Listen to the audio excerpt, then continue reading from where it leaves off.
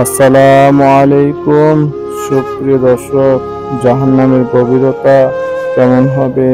রাসূলুল্লাহ সাল্লাল্লাহু আলাইহি সাল্লাম বলেছেন, একটি হাদিসে সাহাবীরা বর্ণনা করেছেন, একবার আমরা রাসূলুল্লাহ সাল্লাল্লাহু আলাইহি সাল্লামের সঙ্গে বসেছিলাম। আমরা হঠাৎ একটি বিকট শব্দ শুনলাম।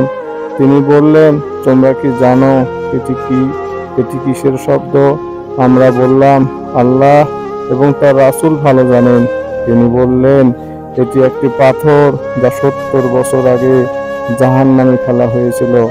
এটি এখন তলদেশে গিয়ে পৌঁছেছে। হে মাবুদ, আমাদেরকে মাফ করে দাও, আমাদের দোয়া কবুল করে নাও। হে মাবুদ, আমাদেরকে 5 ওয়াক্ত নামাজ মসজিদমুখী করে দাও। হে মাবুদ, আমাদেরকে জাহান্নামে ফেলিও না। মাবুদ, তুমি তো রহমান, তুমি তো গফুর রহিম। আমিন।